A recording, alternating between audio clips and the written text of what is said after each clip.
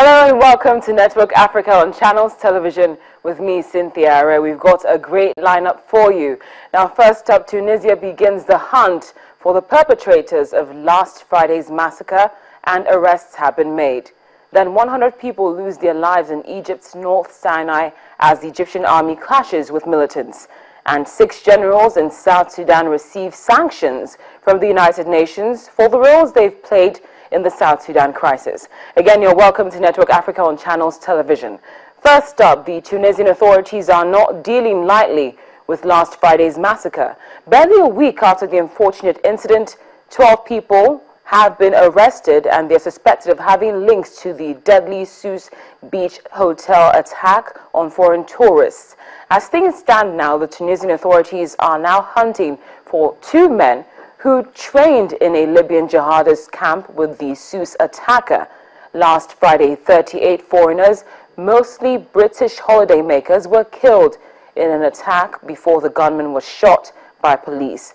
Back in March, 2 gunmen killed 21 people at the Tunis Bardo Museum before they were also shot. Now, Egyptian authorities have confirmed that more than 100 militants and 17 soldiers were killed after simultaneous assaults on military checkpoints in North Sinai in what is deemed the deadliest fighting in years in the province, after a day of fighting which involved F-16 jets and Apache helicopters. The army said it would not stop its operations until it had cleared the area of all terrorist concentrations. Islamic State's Egyptian affiliate Sinai province had claimed responsibility, saying it attacked more than 15 security sites and carried out 3 suicide bombings. And the militants' assault was a significant escalation in violence in the peninsula that lies between Israel, the Gaza Strip, and the Suez Canal. And that was the second high-profile attack in Egypt this week. فنقول لهم لا نعدكم أننا سنفعل وسنفعل، فأنتم في حساباتنا لا شيء، أنتم في حساباتنا تحصيل حاصل بفضل الله عز وجل، وبإذن الله سنقتلع دولة اليهود من جذورها، وأنتم وفتح وكل Well, the Voice of America's Ed Yaranian joins us from Cairo. Ed, thank you very much for joining us on Network Africa. My pleasure, Cynthia. Now, we understand that Egypt seems to be under a lot of, is in a state of war, as a person put it yesterday, one of the men in government. Is that the case? Is that how people are perceiving what's been happening lately? Yes, I think everyone is under pressure. Everyone feels that the situation is not normal. At the same time, I think there's also a perception that the people who are waging this conflict are trying to ruin the economy, and they want to put out headlines that this was the worst conflict in the North Sinai ever, that security in the country is not good, that the military doesn't have the situation under control. And I think for most of the country that's not at all true.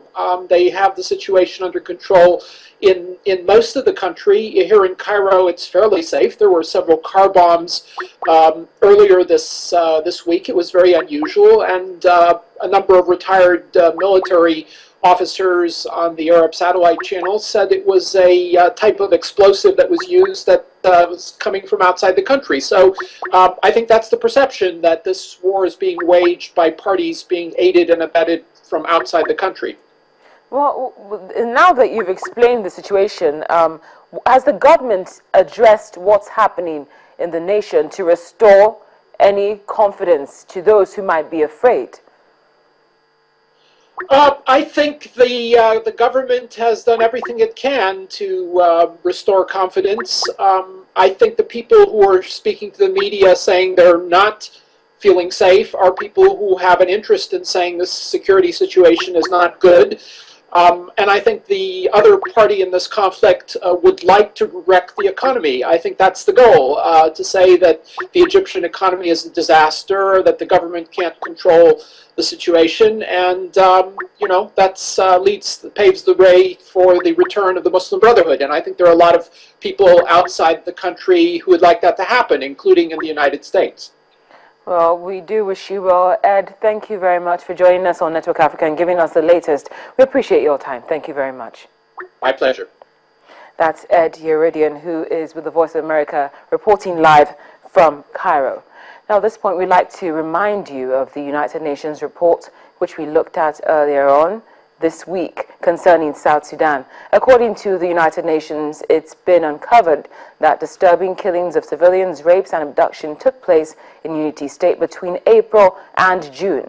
The United Nations mission in South Sudan said it found evidence of widespread human rights abuses allegedly committed by government troops and allied militias. The survivors of these attacks reported that SPLA and allied militias from both states, home to President Salva Kiir, and Mayom County of Belnua, a clan from the Nuer ethnic group, carried out a campaign against the local other ethnic Nuer populations that killed civilians, looted and destroyed villages, and also displaced 100,000 people.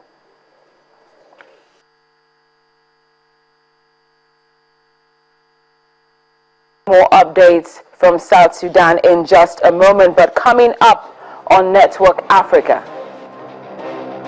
6 generals are arrested from the world's newest country for the roles that they have played in the South Sudan crisis. We'll have details for you shortly. Please stay with us.